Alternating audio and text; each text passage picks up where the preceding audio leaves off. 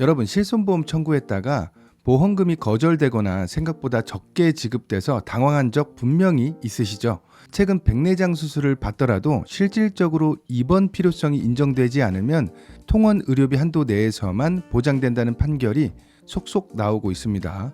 병원에서는 분명히 다 된다고 했는데 실손보험은 다 보장해 주는 거 아닌가요? 이런 오해 때문에 수백만 원을 날리거나 분쟁으로 이어지는 사례가 계속해서 늘어나고 있습니다. 오늘 영상에서는 최근 대법원 판례와 금융당국의 경고 사례를 기반으로 실손보험에서 입원으로 보상되지 않는 대표적인 사례와 우리가 꼭 알아야 할 유의점들을 정리해 드리겠습니다.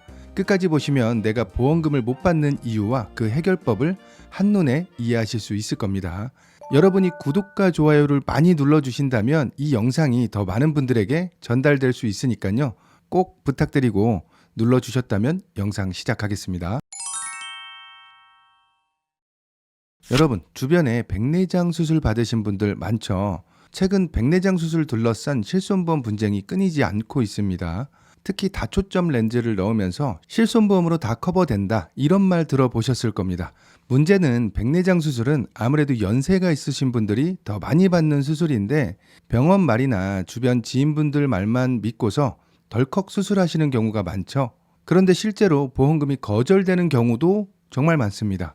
왜냐하면 실손보험은 입원 필요성이 있느냐를 가장 중요하게 보기 때문입니다. 수술 후 바로 퇴원이 가능하고 통원으로도 충분히 관리할 수 있다면 이건 입원이 아니라 통원으로만 보상하겠다는 겁니다. 예를 들어 백내장 수술비가 1,000만 원이 나왔다고 가정을 하면 입원으로 인정되면 800에서 900만 원까지 보장이 되지만 통원으로 처리되면 2, 30만 원밖에 안 됩니다. 차이가 꽤 크죠? 법원 판결도 이와 비슷합니다. 입원실에 몇 시간 있었느냐 보다는 수술 후 경과를 관찰할 만큼 위중했는지 합병증 가능성이 있었는지를 봅니다. 즉 그냥 병원 권유만 듣고 입원했으니 보험금이 나온다, 이렇게 생각하다가 낭패해 볼 수 있습니다. 특히 다초점 렌즈는 거의 대부분 비급여 항목입니다. 이건 실손보험 보상 대상에서 아예 제외될 수도 있습니다.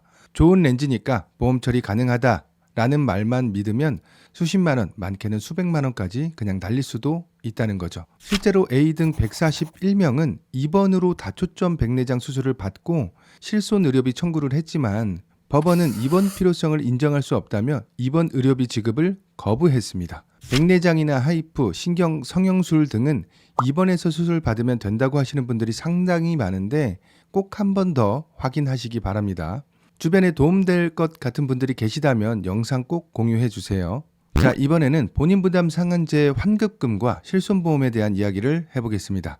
이 부분은 생각보다 많은 분들이 잘못 이해하고 있는 영역입니다. 우선 실제 사례를 한번 보겠습니다. B씨는 병원에서 치료를 받고 실손보험으로 보험금을 청구했습니다. 그런데 보험사에서는 국민건강보험법에 따른 본인 부담 상한액 초과 금액은 보상 대상이 아니다, 결국 지급을 거절한 겁니다. B씨는 자신이 가입한 실손보험 약관에는 본인 부담 상한제 환급금을 보상하지 않는다는 조항이 없다는 이유로 보험금 지급을 거절하는 것은 부당하다라고 주장했습니다. 하지만 법원 판단은 실손보험은 실제로 발생한 손해를 보장하는 보험인데 건강보험공단이 환급해준 부분은 환자의 손해가 아니다, 즉 실손보험 청구 대상이 아니다라고 못을 박은 겁니다. 비슷한 사례로 위험분담제 환급금에 대한 내용도 같이 나와 있는데요. C는 면역항암제 치료를 위해서 고가의 약제를 전액 본인 부담으로 결제했습니다. 그런데 이후 위험분담제 제도가 적용되면서 제약회사로부터 일부 금액을 환급받았습니다. 여기서 위험부담제란 대체치료법이 없는 항암제, 희귀질환 치료제 등 신약의 효과, 효능 등이 불확실한 약제에 대해서 제약회사가 일부 비용을 분담하는 제도입니다.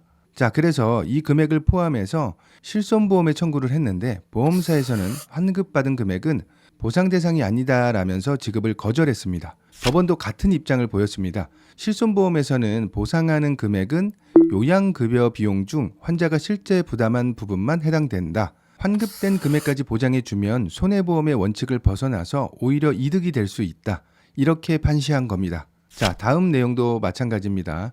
D씨는 무릎 관절증 등으로 한방병원 등 3개의 병원에서 입원 치료를 받고 비급여 진료 비용의 일부를 지인 할인 명목으로 할인받았습니다.